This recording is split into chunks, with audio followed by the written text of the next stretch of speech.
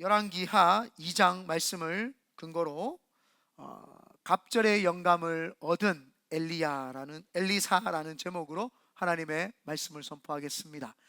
먼저 오늘 엘리야하고 엘리사하고 이름이 비슷하기 때문에 제가 틀리게 말을 하더라도 찰떡같이 알아들으시면 좋겠습니다. 그래서 헷갈리지 마시고, 제가 헷갈려도 여러분은 안 헷갈릴 줄 믿습니다. 총명함이 나타내야 될 줄 믿습니다. 아멘. 나는 항상 작은 거에 신경이 굉장히 쓰여요. 이 카메라가 아까보다 뒤로 더 갔어요. 왜 갔는지 이해는 안 되는데 여기까지 잡아주세요. 네. 나는 되게 이게 막 신경이 쓰여가지고 똑바로 있던 게 막 흐트러지면 그 신경이 쓰이잖아요. 그래서 그거를 미리 좀 잘 잡아주면 사랑합니다, 축복합니다. 시대적으로 귀하게 쓰임 받으시는 이 목사님들이 계십니다. 그래서 아까보다 더 땡겼어요. 시대마다 이렇게 역사를 이렇게 주관했던 목사님들이 계세요. 영국에는 우리 감리교회 창시자였던 요한 웨슬리 목사님이 계셨고, 또 시카고에는 무디 목사님이 계셨고, 또 웨일즈 부흥이라고 또 에드워드 또 목사님이 계셨고, 많은 목사님들이 시대를 엄청나게 부흥을 시키셨던 시대가 있습니다. 그래서 시대적으로 귀하게 쓰임 받으시는 목사님들은 그 설교만 들어도 은혜가 되고, 그분들이 계시다는 것만으로도 너무너무 영적인 안도감과 편안함이 있습니다. 그 시대에 그 살고만 계셔도 뭔지 모르는 그 영적인 균형이 나라를 비롯해서 전 세계를 이렇게 주장하는 듯한 그런 역사들이 있습니다. 평안을 가져오지요. 우리 시대 이전에 조금 더 올라가면은 여의도 수목원교회 조영기 목사님, 그 영적인 거장이 있으니까 성령의 바람, 영적인 그 어떤 능력이 그분이 살아계신만 해도 자랑스러워요.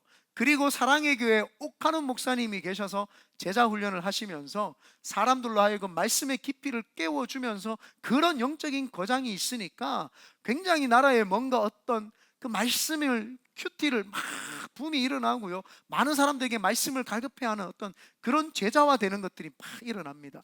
그리고 그 온누리 교회에 그 하영조 목사님이 계시면서 전 세계 성교를 뻗쳐나가는 일에 굉장한 일들을 했어요. 그래서 그 교회 출신들은요, 막 선교를 하고, 장로님도 8년 지나면은요 교회를 나가야 돼요.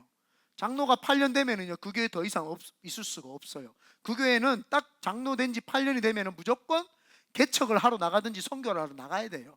그래서 선교에 엄청난 이바지를 하고 젊은 사람들에게 올레이션, 경배와 찬양, 그런 것들을 많이 불러일으키고, 또 연예인들을 목회를 하시면서 근데 궁금한 게, 여기는 홍해가 갈라졌는 시점이 보인다, 그죠?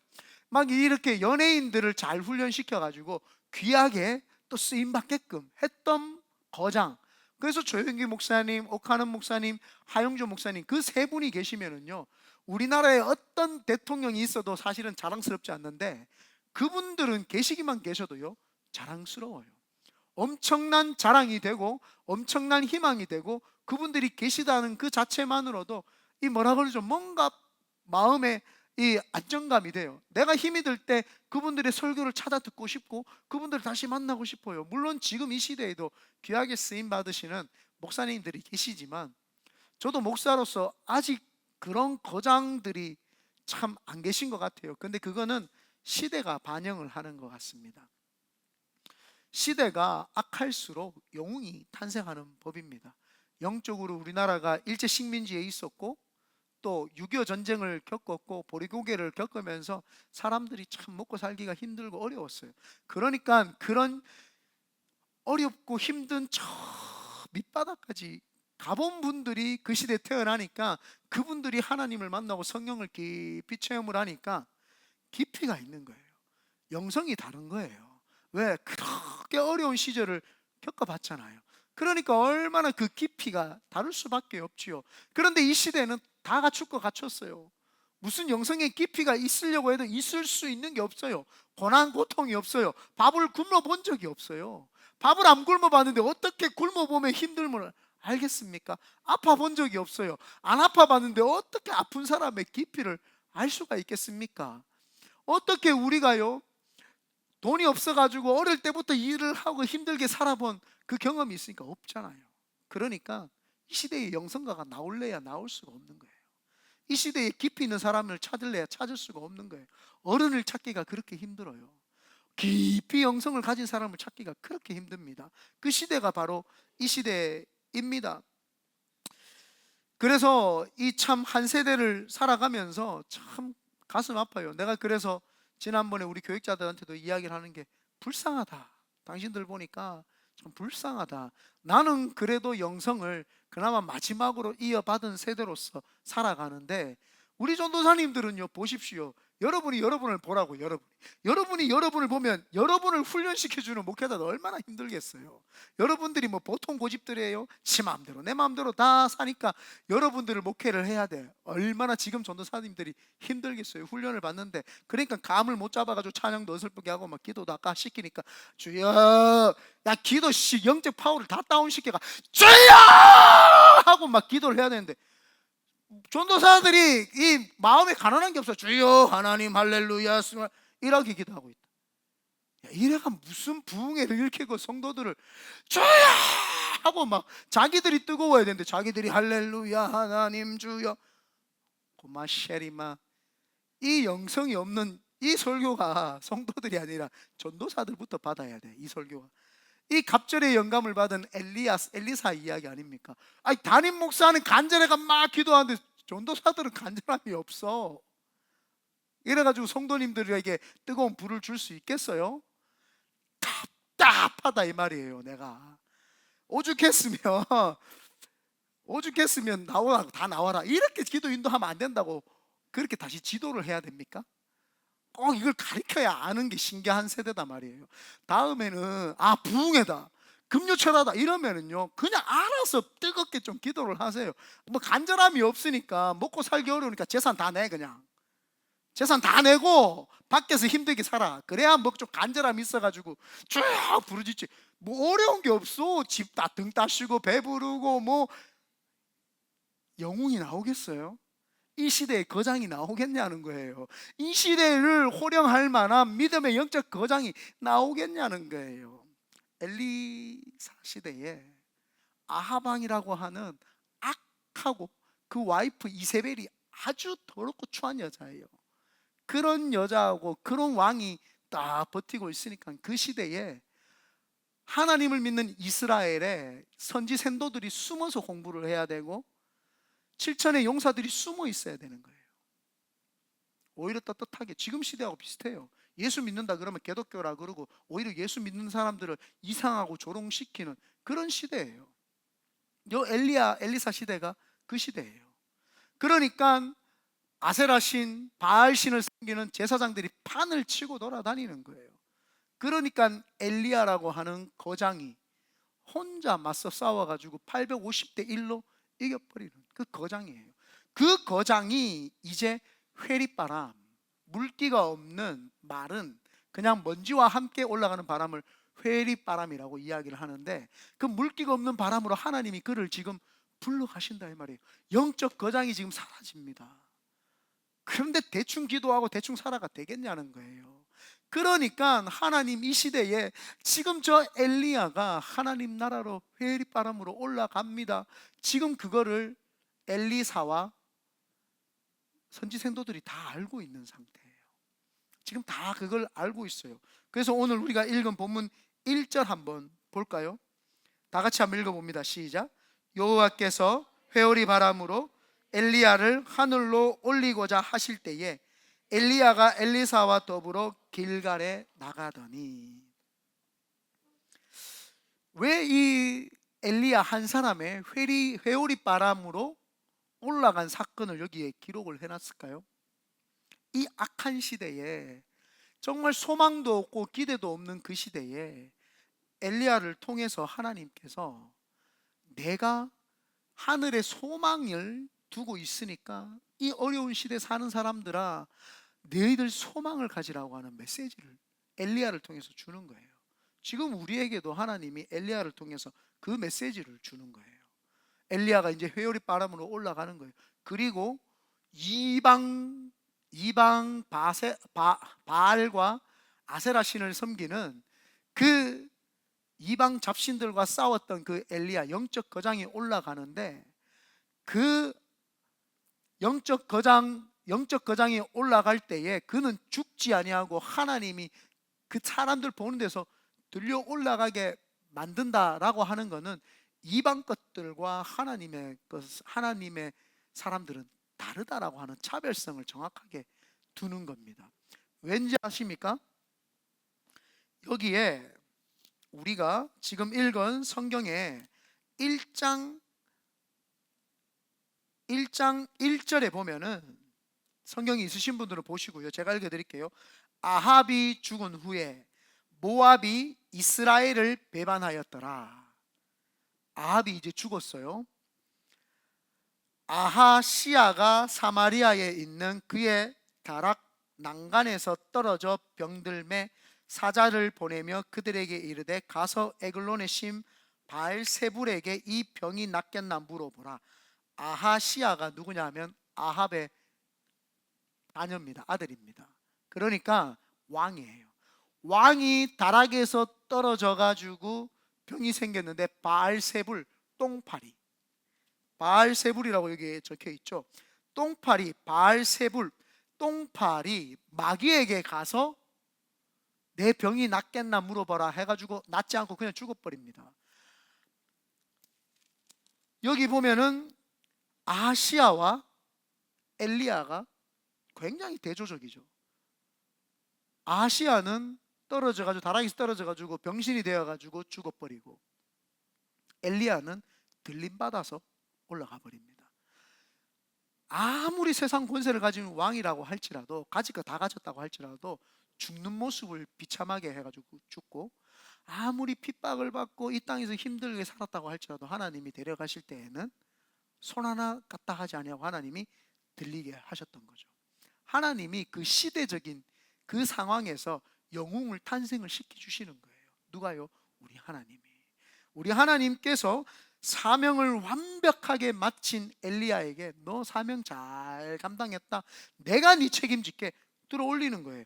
여호와의 신앙이 영광스럽고 저 우상 숭배하는 것들은 다 그냥 죽어버리고 엘리야는 들어 세우고, 엘리야를 보면서 소망을 가져라. 왕은 저렇게, 가진 자는 저렇게 죽지만 하나님의 없고 핍박을 받는 자는 하나님이 세운다. 그리고 엘리사와 선지 생도들과 남은 7,000명의 용사들이 그 모습을 보고 다시 능력의 사역에 돌입할 수 있도록 엘리야를 데려가신 거예요. 엘리야의 그 모습을 보니까 숨어있는 7,000의 용사들이 담대함이 생긴 거예요. 우리도 목숨 걸고 사역하자. 선지 생도들이 우리도 목숨 걸고 사역해보자. 엘리사가 저 엘리야의 영감이 나에게 갑절이나 임하게 내가 받아서 나도 확실하게 사역을 해야 되겠다라는 거예요. 그래서 그 시대가 그 영웅을 탄생시키는 것처럼 조영기 목사님과 하용조 목사님과 옥하는 목사님은 그 시대가 그분들을 만들었어요. 그러면 우리 시대는 온라인 시대, 이 더럽고 추한 시대에 마음의 할례라도 받아서 영적으로 다 우리가 거장이 돼야 된다는 거예요. 육신적으로 어려움을 못 받았다면 영적으로 거장이 되도록 하나님 앞에 기도해내야 되는 거예요. 그게 바로 이 엘리사가 구했던 갑절의 영감인 거예요. 우리는요, 신앙생활 하면서 요즘 너무 좋아요. 그러니까 너무 사람들이 나약해. 신앙이 핍박이 있고 어려울수록 신앙이 더 좋아야 되는데 신앙이 더 좋아져요. 신기하지 않습니까? 핍박이 있고 어려움이 있으면 사람들이 핍박이 있으니까 오히려 예수를 안 믿고 저버리고 떠나갈 것 같죠? 아니에요. 기독교 역사상 핍박이 있을수록 부흥을 해요. 근데 기독교 역사상 잘 먹고 잘 살수록 사람들이 감사하고 하나님께 더 나아가는 것이 아니라 그때 타락하기 시작을 합니다. 지금 우리가 그런 시대를 지금 맞이한 거예요. 너무 좋아. 여러분, 어려운 게 뭐가 있어요? 누가 여러분에게 예수 못 믿는다고 뺨을 때립니까? 여러분, 누가 여러분에게 예수 믿는다고 뭐 핍박을 합니까? 저희 남편이 하던데 그런 거 말고요. 누가 여러분에게 뭐 직장을 안 줘가 돈을 못 해가지고 여러분이 밥을 못 먹고 삽니까? 요즘 다이어트 막 해야 되는 그런 시대 아닙니까? 요즘에 못 먹고 사는 사람이 어디 있습니까? 있습니까? 여기 병든 사람, 병들어가 여러분들이 막 하나님 앞에 목숨 걸고 기도하는 사람이 있습니까? 이렇게 살기 좋은데 왜 신앙은 점점 죽냐는 거예요. 왜 신앙은 점점점 퇴보하냐는 거예요. 왜 신앙은 자꾸 없는 사람처럼 세상 사람하고 비교가 안 되고 구분이 안 되고 똑같이 사냐는 거예요. 그래서 우리는 이 시대가 어렵지 않다면 내 스스로가 벼랑 끝으로 밀어내야 되는 거예요. 일부러 기도하는 시간을 더 만들고 일부러 영적인 고독을 경험해 보려고 혼자 시간을 더 가져보고 더 하나님께 기도해 보고, 여러분, 고독을 즐길 줄 모르는 사람은요 영성의 깊이가 없습니다. 혼자 가만히 앉아 고독을 1시간, 2시간 즐길 수 있는 사람, 그 사람은 영성가가 나중에 돼요. 지금 여러분 뭐 잘났다고 교회 열심히 다니죠? 혼자 딱 놔둬가지고 2시간, 3시간, 아니 하루, 이틀, 일주일 동안 혼자 고독 속에 가만히 앉아 있어 보세요. 그 사람 미쳐버립니다. 영성이 없는 사람은요 미쳐버려요. 뭐 핸드폰 만지고 싶고 막 뭐 하고 싶어가지고 막. 그래서 요즘에는 성인 ADHD가 그래 많다면서요. 저도 본 적은 없어요. 우리 교회는 없으니까요. 여러분, 이 시대에는요 고독을 즐길 줄도 모르고 하나님 앞에 깊이 나가지를 못해요. 그래서 기도 같이 합시다 그러면은요 기도 시킬까 봐 도망가 버립니다. 사람들이 진짜예요. 우리 교회는 1시간 이상 시킵니다. 아차, 잘못 걸렸구나. 나는 그냥 좋은 게 좋은 신앙인데 하고 도망가 버린다니까요. 진짜입니다. 그래서 이 시대는요 영성가가 배출되기가 너무 어렵다니까요. 그런데 이 영성의 깊이를 배우고자 했던 사람이 엘리사예요. 그래서 엘리야가, 그 소문이 이제 났으니까 이제 엘리야가 마지막으로 선지 생도들을, 신학생들에게 희망을 주고 위로를 주려고 이제 신학교마다 찾아다닙니다. 신학교마다 찾아다녀가지고 첫 번째 길갈이라는 곳으로 갑니다. 1절 하반절에 보면은 엘리야가 엘리사와 더불어 길갈에서 나가더니 엘리야가 엘리사에게 이르되 청하건대 너는 여기 머물라, 이렇게 이야기를 합니다. 여호와께서 나를 베델로 보내시느니라 하니 엘리사가 이르되 여호와께서 살아계심과 당신의 영혼이 살아있음을 두고 맹세하노니 내가 당신을 떠나지 아니하겠나이다 하는지라. 이에 두 사람이 베델로 가니라. 길갈에 있다가 이제 베델이라는 곳에 베델 신학교에 갑니다. 베델 신학교로 이제 신학교를 찾아가니까, 근데 가는 길에 엘리야가 엘리사한테 니는 따라오지 말고 여기 있어라, 길갈에 머물러라, 이렇게 이야기를 합니다. 그러면 이제 모든 성도들이 오예, 자유시간 스케줄 이래가지고 어디 놀러 갔고 막 그러지 마세요. 좀 제발 좀, 진짜 애들도 아이고 내가 어디 이제 놀러 가야 되지, 시간 남았으니. 그러지 말고, 아 이제 드디어 하나님을 깊이 만나는 시간이구나. 제발 그런 좀 영적인 좀 거장 한 번이라도 휴가를 기도하는 대로 한 번만 써봐 주세요. 아멘 안 하는 거 봐라. 좀, 와, 좀 해도, 해줘. 해줘는 서울 말이에요. 해도는 경상도 말이에요. 여러분 좀 제발, 나는요 휴가를요, 목사님 저는 휴가를 기도하는데 쓰겠습니다라고 내 신앙생활에 단 한 번도 본 적이 없어요. 목사님 저는요, 목사님 휴가 기간에 목사님하고 성경 공부 한번 해봤으면 좋겠습니다. 1대1로 성경 공부 한번 가르쳐 줘 보십시오. 가회는 강남 가회라 그러면은 막 돈 100만 원 1000만 원 줘가면서 가회 받으면서 목사한테 와가 성경 가회는 한 번도 안 받아. 와 대단하다 당신들 진짜. 에? 목사님한테 와가지고요 성경 공부 한번 가르쳐 달라는 사람 뭐 사실은 예원이 빼고 한 명도 없었어. 예원이 자기 엄마 가르쳐야 되니까 자기가 그 요한복음 가르쳐 주면 여러분 뭐 성경 깊이 다 알아요? 학교 가면 선생들 말 잘 듣죠? 왜 교회 오면 목사 말을 안 듣는데? 에? 목사가요 학사 석사 다 배워가지고 있는 사람이, 여러분 가르치라고 있는 사람이에요 목사가. 근데 목사한테는 가르치면 안 받으려고 그래. 그 이상하잖아요. 여러분도 한번 잘 생각해. 근데 왜 그랬지? 왜 그랬지? 내가 학교 가면 교수한테 시키는 대로 다 하고 숙제 내주면 힘들다고 다 해. 나 힘들다 안 하는 사람 처음 못 봤어. 본 적 있어요 여러분들? 힘들다고 숙제를 안 해요. 그럼 A 많이 아니다 뭐 B 중에 C 주면 어쩔 수 없어 또 해야 돼 끝까지, 더 점수를 올리려면. 아니 그 하나님이 세웠다니까 목사를요. 또 아멘 안 하지? 목사를 하나님이 세워서 여러분들 똑바로 가리키라고 세운 거예요. 그러면 똑바로 배워서 어떤 말씀을 하셔도 내가 배우겠습니다. 가회라도 좀, 특별히 다른 사람보다 더 배울 길이 없나요? 목사님 가회 좀 시켜줘. 이런 분 사람 한 명도 못 봤어. 내가 좀 그러시기를 바랍니다. 제발 좀 신앙을 허투루 하지 마요. 신앙을 갑자기 목사가 설교하다가 잔소리 모드로 적어놨어요. 여기 잔소리 이렇게. 요 시간에는 잔소리다. 마지막에는 첫째 날부터 다섯 번째 시간까지 1부부터 5부까지는 내 스타일상 젠틀하게 했어요. 마지막 한 번은 좀 혼낼 필요도 있다고 봐요.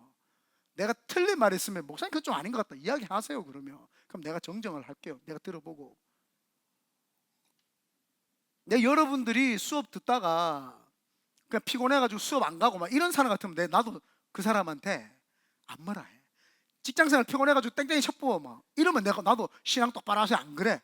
이 사람 원래 그렇구나. 원래 뭐 학교든 뭐 직장이든 뭐든 지 마음대로 하는. 그럼 나도 놔두지. 그냥 하나님이 만지소서. 저기는 내가 범접할 수준이 아닙니다. 얘가 나도 놔두지. 직장은 죽기 살기로 다니고 학교는 목숨 걸고 다니면서 교회는 나오라 하면 싹 빠져. 왜 그러는 거예요? 그 도대체 이유가 뭐예요? 앞으로 빠질 사람들은요, 레포트랑 사유서랑 결석계를 쓰고 내쉬고 빠지세요. 내가 틀린 말 했어요? 하나님이 그렇게 우습나? 하나님이 이 말씀 배우는 게 그렇게 쉽나? 여러분들은 그렇게 아무것도 아니고 내 빠지고 싶으면 빠지고 오고 싶으면 오고 막 그런 건가? 그러지 말라니까. 내가 율법에 의해서 막 여러분을 정죄하고 하는 게 아니라 하나님 이 시대에 내가 왜 이런 자꾸 신앙을 가졌지요? 한 번쯤은 진지하게 합리적으로 생각을 해봐야 돼. 우리가 나는 왜 하나님 말씀 배우는 게 이렇게 싫지? 나는 공부도 배우기 싫거든요 사실은. 근데 해야 되니까. 여러분 공부하는 이유가 뭐예요? 싫은데 대학 가야 되니까, 좋은 직장 가야 되니까. 그럼 여러분 천국은 뭐 대충 가는 줄 알았어요? 천국을 가기 위해서 천국이 어떤 곳인지 하나님이 어떤 분인지 가면 여러분들 어색해가지고요, 하나님이 어떤 분인지 몰라. 배운 적이 없어 여기서. 그래서 천국 가는데 하나님이 왔느냐? 좀 어색한데. 이분이 성경에서 이렇게 말했었나? 성경을 공부를 안 하니까 하나님이 어떤 분인지 몰라. 성품이 어떤 분인지 막 그런 걸 몰라요. 하나님 영이시니까 보이지가 않아. 분명히 천국 오면 있는 줄 알았는데 막 이러고 막. 그러지 마세요. 여러분 배워야 돼요. 교육이 없으면 그 사람이 가야 될 방향을 잃어버렸고, 방향이 없으면 그 사람은 그냥 나와 사는 거예요. 무목적적 삶을 사는 거죠. 목적에 의한 삶을 살아야 될 줄 믿습니다. 그래서 길갈에서 베델로 가니까요, 니는 있어라 그래요. 니는 여기 있어라. 길갈에 있어라. 너는 베델로 오지 마라. 내가 지금 신학생들 위로하러 가는데 오지 마라. 그러니까 이 엘리사가 뭐라는 줄 아십니까? 주 하나님의 살아계심을 내가 그분은 살아계시기 때문에 그분을 두고 내가 맹세하고, 당신이 사역하면서 성령에 이끌려 살아겠는 걸 봤으니까 당신의 사역을 두고 내가 맹세하노니 따라갑니다. 이렇게 이야기합니다. 죽었다가 깨어나서 당신이 오지 말라고 해도 난 따라갑니다. 그렇게 이야기를 합니다. 2절입니다. 엘리야가 엘리사에게 이르되 청하건대 너는 여기 머물라. 여호와께서 나를 베델로 보내시니라 하니 엘리사가 이르되, 다 같이 읽어봅니다. 시작. 여호와께서 살아계심과 당신의 영혼이 살아있음을 두고 맹세하노니 내가 당신을 떠나지 아니하겠나이다 하는지라. 이에 두 사람이 베델로 내려가니. 갑절의 영감은요 아무나 받는 게 아니더라고요. 보니까 힘들고 어려운 길이지만 따라가더라니까요. 오지 말라 해도 따라가더라. 왜 오지 말라고 했을까요? 여기 머물라. 엘리사를 떼어내려고, 귀찮아서 떼어내려고 그랬을까요? 두 가지 견해가 있던데, 한 가지 견해는 엘리야가 홀로 마지막을 하나님께 좀 드리고 싶어서, 좀 혼자의 시간을 좀 하나님께 드리고, 좀 자신의 그 시간을 좀 그 선지 생도들에게 이렇게 좀 홀로 드리고 싶어서 그랬다. 뭐 이런 견해가 있는데, 뭐 일리가 있습니다만은 저는 두 번째 견해를 봅니다. 엘리사를 테스트해 보는 거예요. 엘리사를 테스트해 보는 거예요. 엘리사가 진짜 이 사람이 영적인 감각을 받고 싶어 하는 사람인지, 하나님을 사랑하고 충성된 사람인지 테스트 해본다고 저는 생각을 했습니다. 왜냐하면은 선지자들을 만나러 가는 것 자체가 뭐예요? 훈련을 시키는 거잖아요. 그죠? 자기가 선지자들을 훈련시키면 그 선지자 중에 한 명도 엘리사예요. 그러면 같이 가서 훈련을 시켜야 되는 거잖아요. 그죠? 같이 가서 훈련을 시켜야 되는데 네 여기 있으라 그래요. 얘가 진짜 영적인 감각을 받을 만한 사람인지 아닌지를 확인하는 작업 같아요. 그런데 이 엘리사는 그걸 아는 거예요. 죽었다가 깨어나도 나는 가겠다는 거예요. 그래서 베델레에 갑니다. 베델에 가가지고 선지자들, 제자들이 이제 신학생들이 쭉 있습니다. 3절, 베델에 있는 선지자의 제자들이 엘리사에게로 나와 그에게 이르되 여호와께서 오늘 당신의 선생을 당신의 머리 위로 데려가실 줄을 아시나이까 하니 이르되 나도 또한 아노니 너희는 잠잠하라. 엘리사에게 선지자들이 신학생들이 와서 그래요. 야, 네 스승 되시는 우리 총장이지만 그 총장이 니를 찝었지 않냐? 그 니를 찝었으니까 네 스승 되시는 네 담임 목사님 되시는 저분 하늘로 오늘 올려져 가는데 너 알고 있어? 내가 아는데 잠잠해라, 조용해라, 이렇게 이야기합니다. 거기에도 또 여러 가지 견해가 있는데 거기는 뭐냐면은 거룩한 것에 대해서 함부로 좀 말하지 마라. 니네들은 그냥 남 이야기를 그냥 막 대충 하는 거 그거 하지 마라. 백성들의 소란을 말릴 필요가 있는 거예요. 니네들이 말을 함부로 하면 지금 모든 이 시대의 영적 거인으로 엘리야를 쳐다보고 있는데 우상들 850명을 박살을 냈으니까 국민들의 마음에 안정감을 주는 선지자인데 그 선지자가 지금 하나님이 데리고 간다 그러면 얼마나 나라적으로 부담이 되고 나라적으로 위태위태하고 또 나라 안과 밖이 어수선해진다. 조용 좀 하라. 이런 견해가 있습니다. 그리고 또 하나 다른 견해는 아까하고 약간 비슷하지만 엘리야의 겸손. 엘리야가 하늘로 올라가는 게 얼마나 놀라운 일입니까? 그런데 그걸 떠벌리면은 엘리야가 자랑처럼 느껴지잖아요. 그러니까 엘리야가 좀 조용히 자기 사역을 마무리하고 조용히 올라갈 수 있도록 너희 좀 잠잠해라. 저분이 지금 마지막으로 이 땅에 있어야 되니까 얼마나 심란할 수도 있고 얼마나 또 근심이 있을 수 있겠냐. 좀 잠잠하라. 이런 견해. 또 견해 하나가 더 있는데 너희는 마음을 고요하게 해서 사랑하는 대선배이자 내 주인과 같은 분과 이별을 하려는 순간인데 니네들이 자꾸 그렇게 나한테 찔러대면 내가 엘리사가 마음이 격분돼 가지고 엘리야가 못 가게 막고 싶은 마음이 있으니까 좀 조용해라. 자기. 근데 나는 이 세 번째가 좀 맞는 것 같아요. 왜냐하면 성경 속에서 비슷한 맥락을 찾았어요. 예수님이 내가 이제 십자가에 못 박혀서 죽으리라 하니까 베드로가 주여 그리 마옵소서 하고 막습니다. 주님 뜻을 막습니다. 막 막아버리는 거예요. 누가요? 베드로가 지 마음대로, 지 생각대로, 지 감정대로 막 다혈질이 있어가지고 막 막아버리는 거예요. 주님이 사단아 내 뒤로 물러가라. 지금 엘리사가 그거죠. 이제 엘리사가 하늘로 올라간다 그러고 뒤숭숭한 상황에서 막 신학생들이 올라간다 이렇게 이야기하니까 조용해라. 저거는 하나님의 뜻이지 내가 잡는다고 잡아지는 게 아니야. 가지 마시지요 한다고 안 가는 게 아니야. 좀 조용해. 그러니까 사실은 세 번째 견해가 조금 더 맞는 것 같아요. 왜? 베드로가 예수님의 사역을 방해했던 것처럼 엘리사는 엘리야의 사역을 방해할까 봐 자기가 니네들 좀 입단속 좀 잘하고 가만히 있어. 그냥 저분이 하나님 사역 가운데 하는 거 그냥 지켜봐. 이런 개념으로 우리가 보면 됩니다. 그래서 베델에서 신학생들을 가르치고 이제 엘리야가 엘리사에게 다시 이야기합니다. 나 이제 여리고로 가는 길이야. 나 여리고로 가야 되는데 너 오지 마. 여기서 또 이야기를 합니다. 여기서 오지 마. 그러니까 우리가 한번 읽어보겠습니다. 4절인가요? 4절 다 같이 한번 읽어봅니다. 시작. 엘리야가 그에게 이르되 엘리사야 청하건대 너는 여기 머물라. 여호와께서 나를 여리고로 보내시느니라. 엘리사가 이르되 여호와께서 살아계심과 당신의 영혼이 살아있음을 두고 맹세하노니 내가 당신을 떠나지 아니하겠나이다 하니라.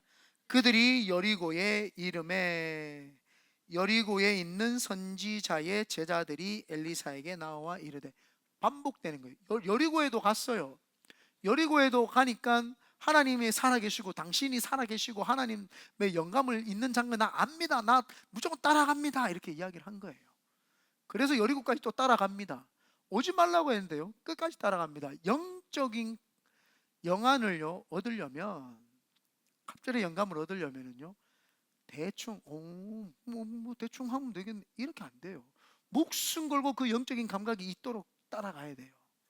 근데 여기 제가 금방 말했죠, 목숨을 걸어야 되는 거예요.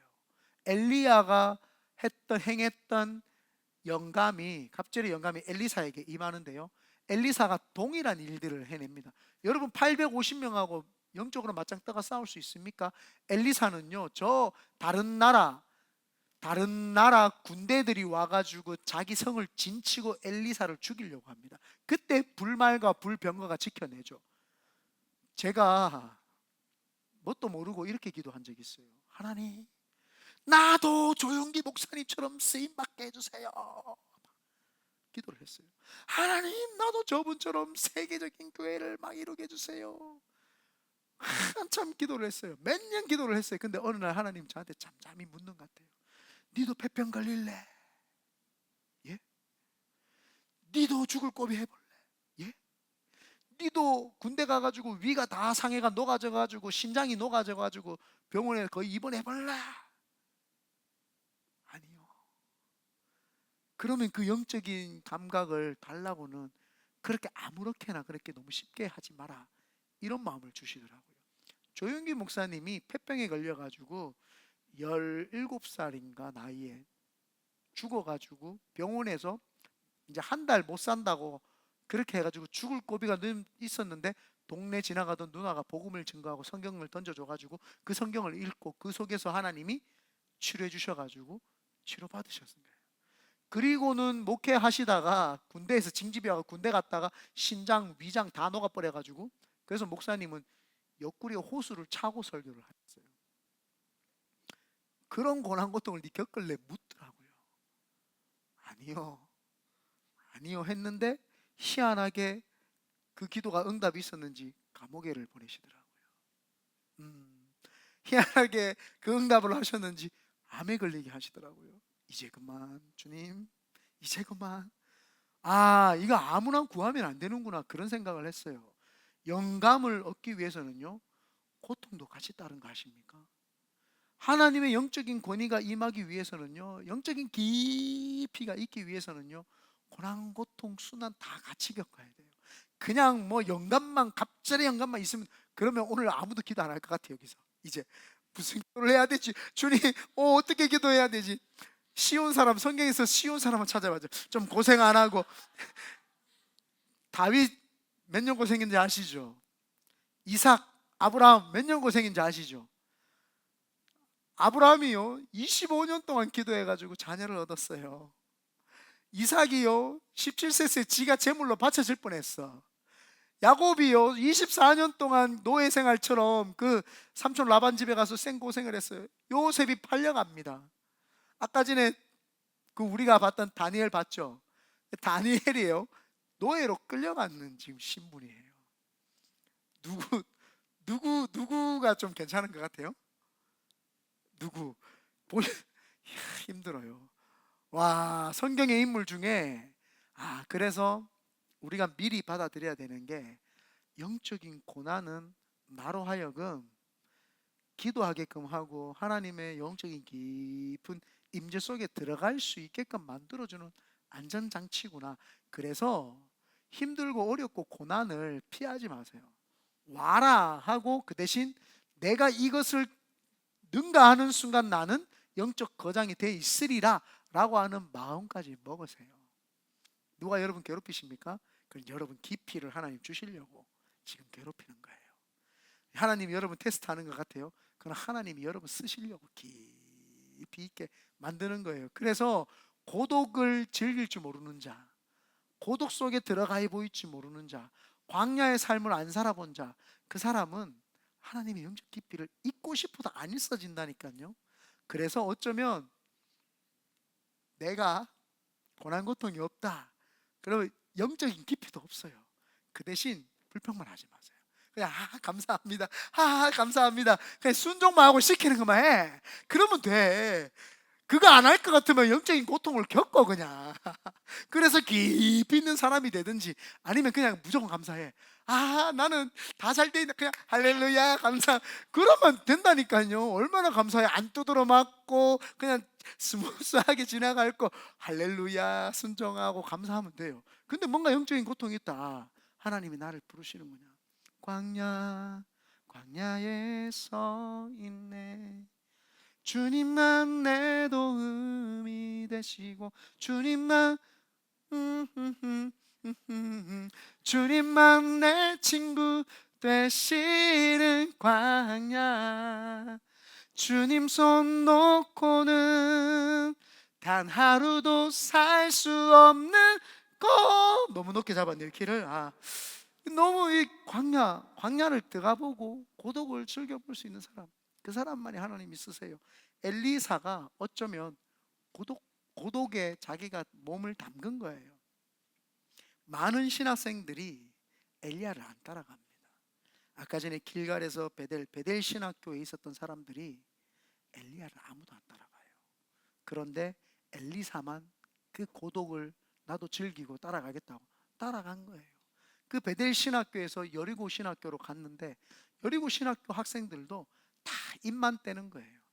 누구 그 총장님, 니네 스승 되시는 담임 목사님 어디 가신다며, 이제 천국 가신다며, 그냥 입만 떼는 거예요. 따라가진 않아요. 근데 엘리사는 끝까지 따라갑니다. 그리고 나서는 여리고에서 다시 엘리야가 이야기를 합니다. 나 요단으로 갈 텐데 너 여기 머무러라. 3번. 여러분 신앙생활 하시면서 3번은 통과하시기를 바랍니다. 그래야 영적 깊이가 있을 줄 믿습니다. 3번 이야기를 합니다. 오늘 7절인가요? 6절이네요. 6절 다 같이 한번 읽어봅니다. 시작. 엘리야가 또 엘리사에게 이르되 청하건대 너는 여기 머물라, 여호와께서 나를 요단으로 보내시느니라 하니, 그가 이르되 여호와께서 살아계심과 당신의 영혼이 살아있음을 두고 맹세하노니 내가 당신을 떠나지 아니하겠나이다 하는지라. 이에 두 사람이 가니라. 보십시오, 이 계속 리바이벌 하는 거, 길갈에서 베델, 베델에서 여리고, 여리고에서 요단, 똑같은 거기 때문에 성경에서 딱 잘라서 그냥 멘트가 계속 똑같아요. 그냥 길갈에서 엘리사가 엘리야를 요단까지 따라갔더라, 뭐 이렇게 하면 끝나잖아요. 왜 이렇게 했을까요? 아까 제가 이야기했죠. 엘리야가 테스트를 해보는 거 맞다는 거예요. 이걸 차근차근 우리에게 보여주는 게, 오지 말라고 했는데 갔다, 오지 말라고 했는데 갔다, 오지 말라고 했는데 갔다 라는 것을 우리에게 3번 반복해서 보여주는 거예요. 영적인 깊이는 끝까지 참고 견디고 따라가야지만이 얻을 수 있는 거예요. 그냥 대충 한다고 얻어지는 게 아니다라는 거예요. 목숨 걸고 따라가고, 고독을 따라가고, 광야를 따라가고, 따라가는 거예요. 요단에 와서 엘리야가 겉옷을 딱 벗습니다. 양털로 된, 양가죽으로 된 옷이거든요.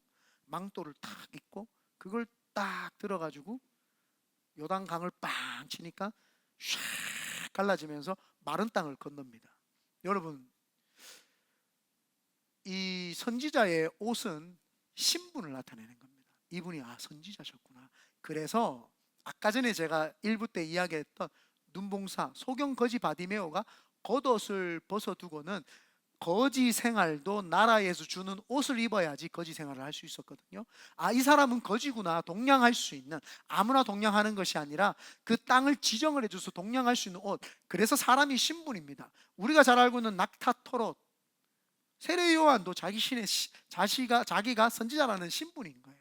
그래서 이 엘리야가 자신의 겉옷을 입고 있었던 걸, 그걸 벗어서 팍 치니까 갈라지는 거예요. 한번 보십시오.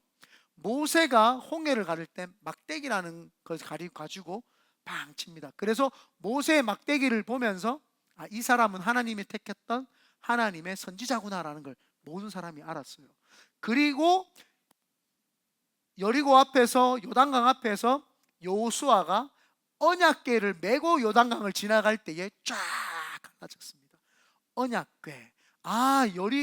여호수아가 언약궤를 보면서 사람들이 저 언약궤는 하나님의 인자하심의 상징이야 아는 거예요.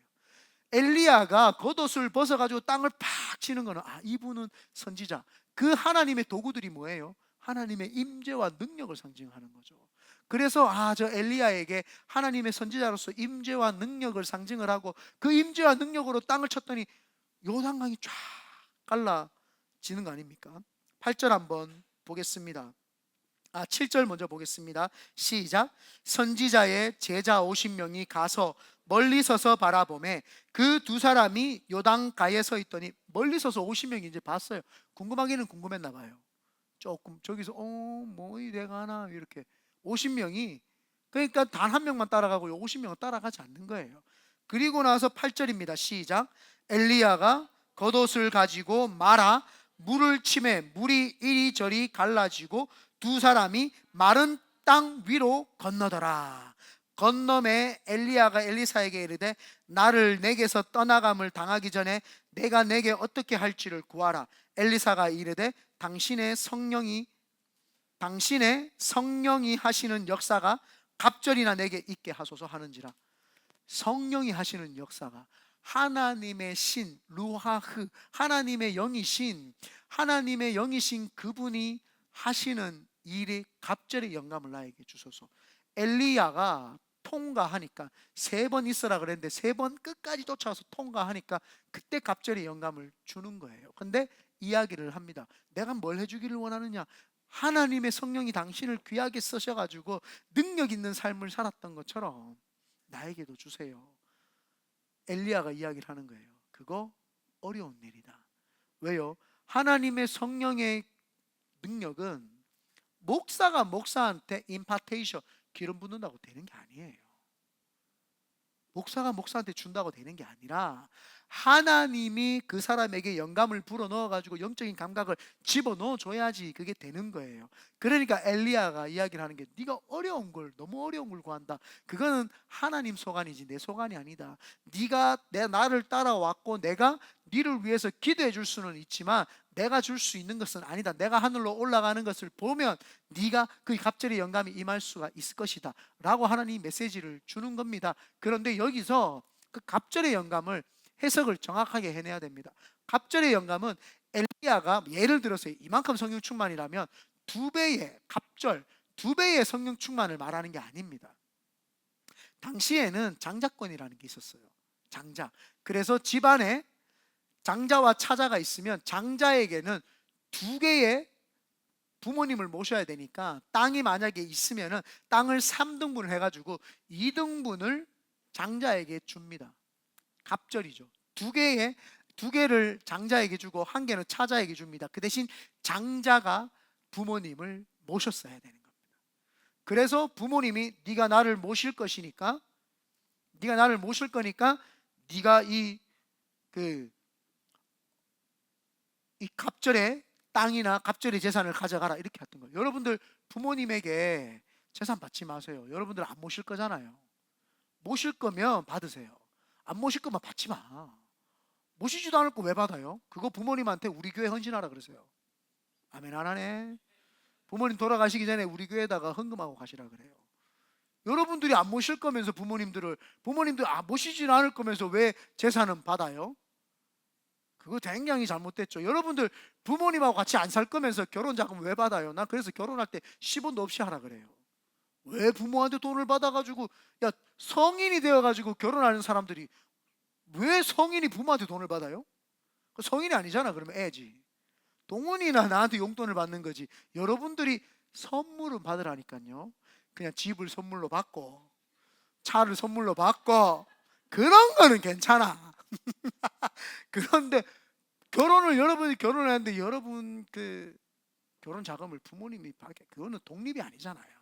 결혼이라고 하는 것을 부모님을 떠나서 독처하는 것이, 혼자 있는 것이 보시기 안 좋으므로 부모를 떠나서 자신들의 가정을 독립적으로 살겠다고 하면서 부모님의 자금을 왜 받아요? 저는 부모님의 자금을 받는 것 자체가 잘못된 겁니다. 그래서 없이 하세요. 없이 둘 다 맨 땅에 헤딩해가지고 하세요. 빛이 있으면 좀 힘들겠죠. 빛은 없어요. 맨 땅에 헤딩을 해야 되죠. 하나님이 우리에게 원하는 갑절의 영감은 그거예요. 엘리사가 엘리야에게 이야기를 하는 거는, 당신이 성령으로부터 영감을 받아가지고 이 시대에 그 도도 돌도 없는 귀한 영적 거인으로서 쓰임 받았지 않습니까? 이 이스라엘의 장자 선지자로 쓰임 받았지 않습니까? 그러니까 나에게 갑절의 영감을 주세요는 뭐예요? 나도 당신이 받은 영감에 그 영감을 나도 받아가지고, 당신이 가지고 있는 그 영감, 당신이 엘리사가 가지고 있는 그 영감에서 두 개, 장자의 명분. 신학생들 많지만 그 신학생들한테도 에너지를 주지만 나한테는 장자로서 명분에 두 개 주세요, 이 말이에요. 그래서 엘리사는 엘리야가 줄 수 있는, 다른 사람한테도 줄 수 있지만 내가 이 시대의 장자로 쓰임 받도록 주세요라고 이야기를 하는 내용입니다. 니보다 두 배가 아니라 당신 속에 있는 걸 나한테는 두 개, 다른 사람한테 한 개 주세요, 이 말이라는 거예요. 그거를 해석을 잘못을 하니까 자꾸 두 배의 영감이면, 여러분 조용기 목사님 폐병 걸리니까 여러분은 간암, 폐암, 뭐 위암, 췌장암 다 걸려야 돼. 큰일 나요. 그러면 안 되고, 그래서 그 갑절의 영감을 달라고 하는 거는 장자로서 귀하게 쓰임 받게 해주세요. 그래서 제가 기도를, 우리 큰비드네 교회가 세워지었을 때 하나님 앞에 무서운 기도인 줄 알지만 기도를 바꿨어요. 하나님, 그전에는 세계적으로 쓰임받게 해달라고 했는데 기도를 바꿨어요. 이 베이에리아 지역에 장자가 되는 교회가 되게 해주세요. 먼저는 순복음의 장자가 되는 교회, 두 번째는 영적으로 기도하는 장자가 되는 교회가 되게 해주세요 라고 제가 기도를 했어요. 그러니 여러분들이 저를 위해서도 기도 많이 해줘야 되고, 우리 주의 종들을 위해서도 기도를 많이 해줘야 되고, 여러분 스스로도 기도를 많이 해야 돼요. 왜요? 우리 교회, 큰비드네 교회가 장자교회가 되기 위해서는 얼마나 악한 마귀들이 공격을 하겠냐는 거예요. 무서워서 또 그렇다고 우리 교회를 또 안 나오고 그러지면 아직 안 되고요. 그 대신 그 장자의 고난을 받는 순간 그때부터는 달라지는 거예요. 그때부터는 파워풀해지는 거예요. 그때부터는 하나님의 능력이 임하기 시작을 하는 거예요. 그래서 장자로서 하나님 달라고 기도를 했더니 10절입니다. 이르되 네가 어려운 일을 구하는도다. 그러나 나를 내게서 데려가시는 것을 네가 보면 그 일이 내게 이루어지려니와 그렇지 아니하면 이루어지지 아니하리라 하고 두 사람이 길을 가며 말하더니 불수레와 불말들이 두 사람을 갈라놓고, 이제 하나님의 천군 천사들이 와서 두 사람을 갈라놔요. 같이 가고 싶어도 못 가.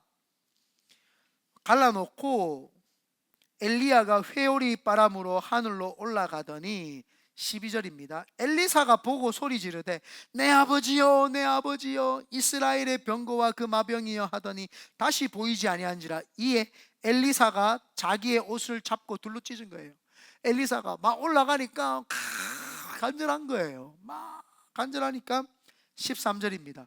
이제 엘리야가 올라가잖아요. 근데 엘리야의 몸에서 떨어진 그의 겉옷을 가지고 물을 치며 이르되, 하나님이 하신 거예요. 올라가는데 겉옷이 떨어지는, 겉옷이 아까 뭐라고 했어요? 하나님의 임재, 하나님의 능력, 하나님이 쓰시는 선지자라고 하는 상징인 거예요. 그 상징을, 엘리야가 입었던 그 상징을 엘리사가 이제 탁 입게 되는 거예요. 그리고 엘리사가 돌아 나오면서 뭘 해요? 건너왔던 요단강을 그대로 그 옷으로 다시 칩니다.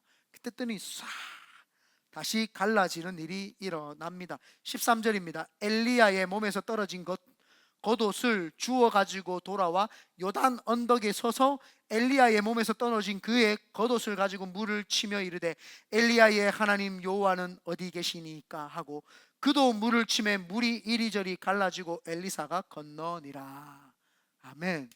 그래서 갑절의 영감이 임하는 겁니다. 오늘 저녁 시간에 하나님이 여러분들을 통해서 영감을 주실 줄 믿습니다. 성령이 하셨던 그 일, 성령님이 여러분 속에 임해야 돼요. 자꾸 성령님이 오는 걸 거부하면 하나님이 역사를 못해요. 그러면 계속 힘든 일이에요. 하나님이 여러분 스스로가 여러분이 하나님께 기도를 했을 때 하나님이 나를 쓰신다고 했던 분 계세요? 아니, 그냥 주의 종 말고요. 나를 쓰신다. 한 명도 안 쓰신다 말한 적 없을 거예요. 하나님이 나를 쓰신다라는 거 있어요. 그러면 그 사람은 성령을 받아야 돼요. 성령의 영감을 받아야 된다니까요. 그래야지 계속 쓰임 받는데, 자기가 하나님께 쓰임 받는다는 걸 아는데도 성령님을 자꾸 거부를 하는 순간 계속 어려운 삶을 살기 시작을 하는 거예요. 왜요? 이 성령의 영감을 받아야 성령님이 내 삶을 인도해 주시는데, 성령님이 나를 끌고 가시는데 계속 내가 혼자 내 삶을 끌고 가니까 힘이 든다니까요. 그래서 성령을 받아야 되는 거예요. 그래서 오늘 이 시간에는 다른 기도하지 말고 갑절의 영감이, 하나님 이 시대의 장자로서 쓰임받고 성령의 영감이 있도록 기도를 해야 되는 거예요. 그래서 성령의 영감을 받아서 하나님이 주시는 그 뜨거운 영감으로 팍 나아갈 때 놀라운 역사가 있는 줄 믿습니다.